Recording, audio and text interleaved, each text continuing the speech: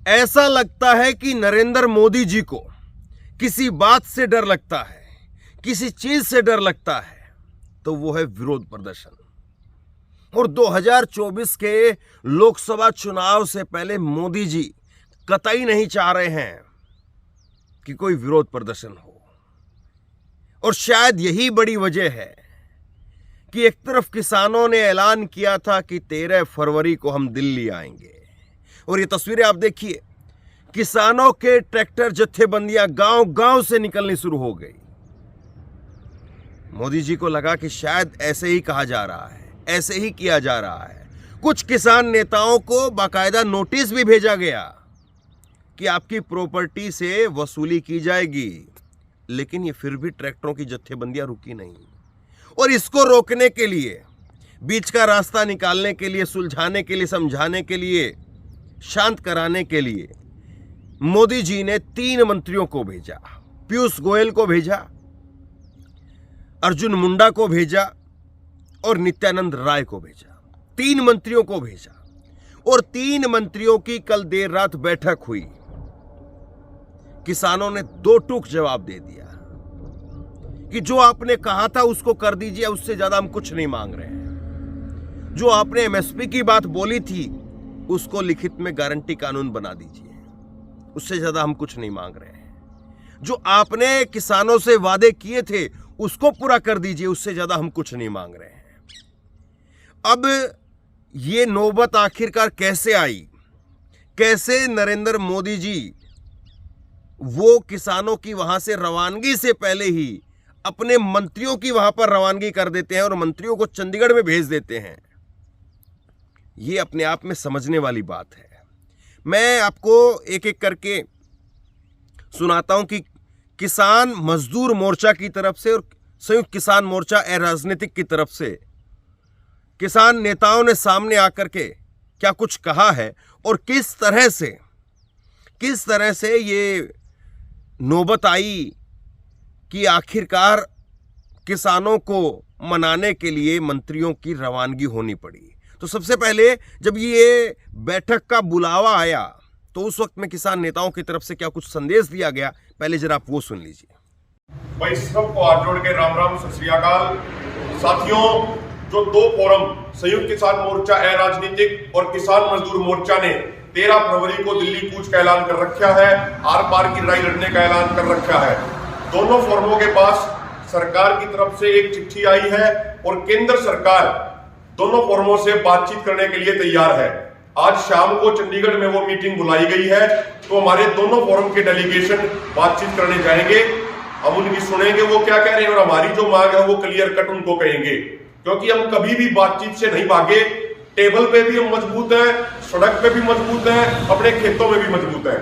मेरी तमाम भाइयों से हाथ जोड़ के प्रार्थना है, ये बात हमने आपको पहले ही ये साझा कर दी है, लेकिन इसका ये कतई मतलब नहीं है कि कोई हम अपनी तैयारी में 1% भी ढिलाई करें। आप सबसे हाथ जोड़ के प्रार्थना है, जो आप लोगों ने पूरे देश के किसानों ने ताकत दिखाई है, उसी का नतीजा है कि सरकार आप लोगों से बात करने को तैयार है। लेकिन हमें अपनी तैयारी में कोई कमी नहीं करनी।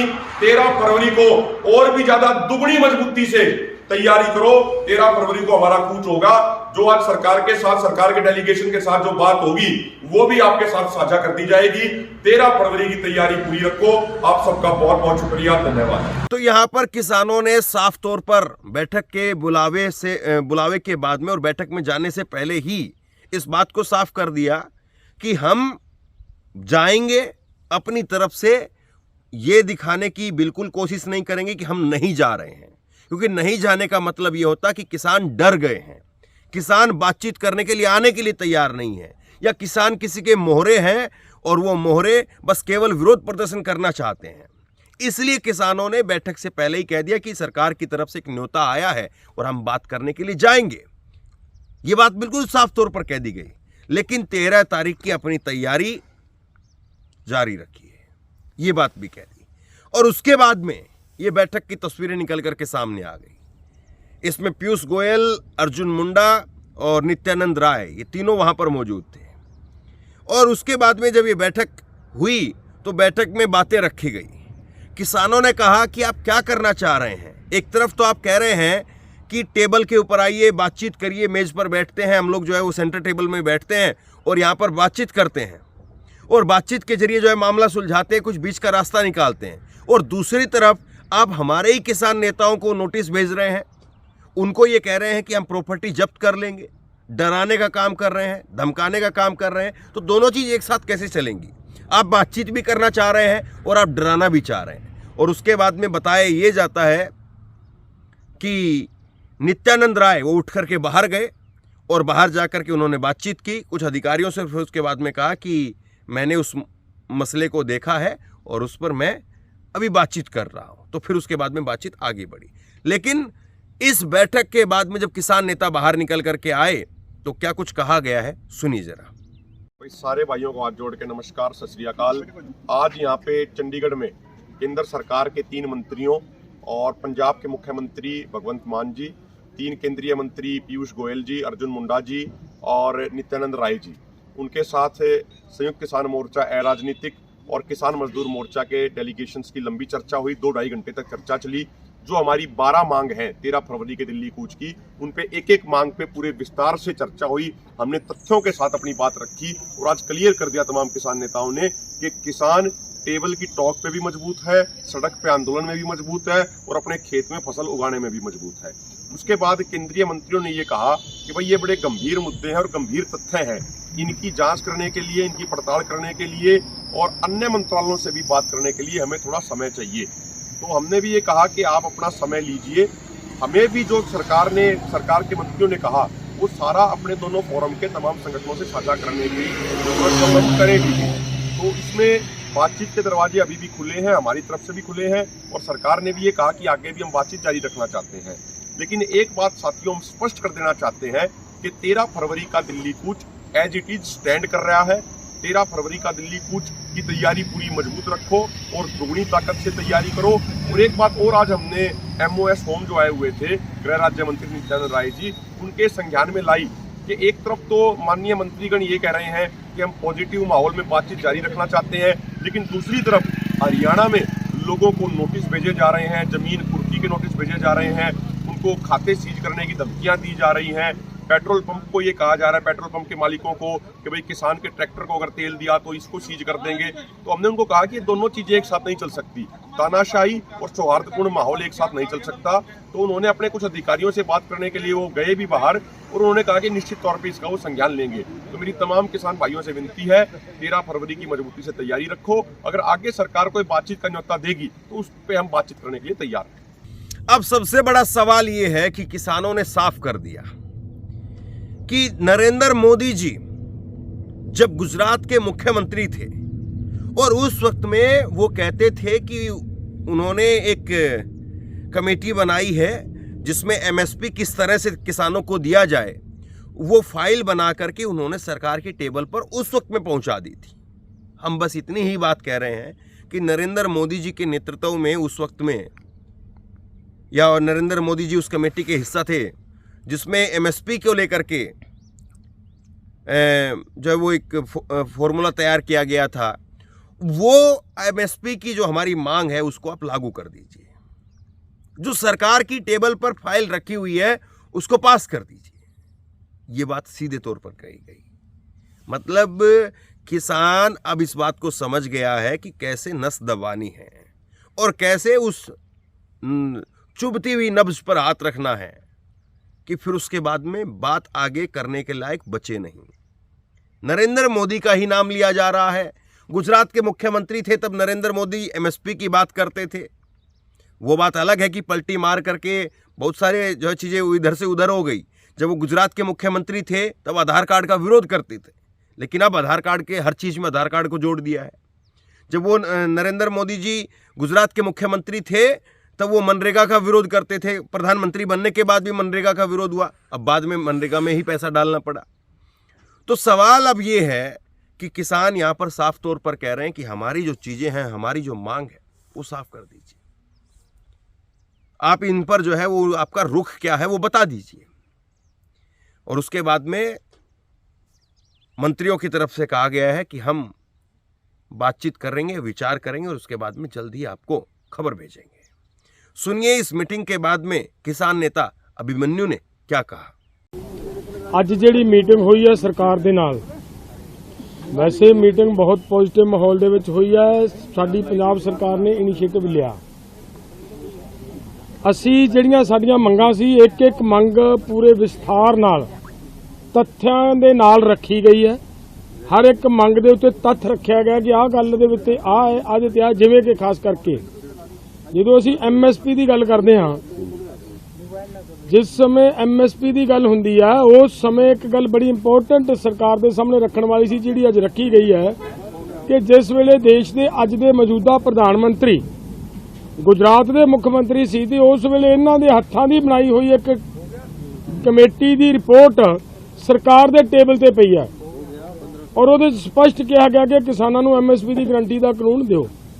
इन्ना ही नहीं, होर बहुत सारियां गल्लां इन्हां दे सामने रखियां कि किसान करजाई किवें हो रहा है, वो भी तत्थां से गल इन्हां दे सामने रखी गई है। गल पॉजिटिव माहौल च मैं इस करके कह रहा कि सरकार ने गल नूं साडी नूं सुनिया और सुन के ये गल उन्हां मन्नियों आई है कि असीं आपदे ये जिहड़े तुसीं तत्थ रखे है, इन्हां तत्थां दे उत्ते असीं गंभीरता दे नाल विचार करदे हां। साडे वल्लों ਇਹ ਆ कि ਅਸੀਂ तत्थ रखते, उन्होंने इन्हां नूं गंभीरता नाल विचार करना है। जो इदों अगे की गल है, जिहड़ी साडी 13 का प्रोग्राम है, वो एज इट इज़ हजे कायम है। सरकार ने सानूं ये विश्वास दिवाया है कि असीं जल्दी दोबारा तुहाडे नाल मीटिंग करांगे।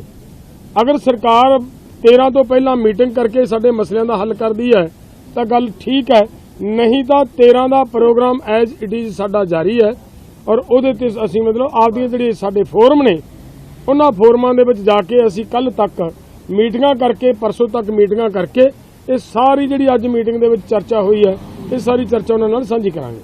अब सबसे बड़ा सवाल ये है कि किसानों ने न केवल 378 दिनों का वो धरना चलाया, बल्कि 378 दिनों के उस धरने से ये भी देश और दुनिया को दिखा दिया कि किसान बगैर टीवी के, बगैर मीडिया के, बगैर अखबार के, बगैर सरकार के हर तरीके से मजबूत हैं, सक्षम हैं और अपना आंदोलन खुद से चला सकते हैं। सर्दी, गर्मी, धूप, बारिश, तूफान, आंधी, कोई फर्क नहीं है। तो ऐसे में सरकार को तो टेंशन होना लाजमी है।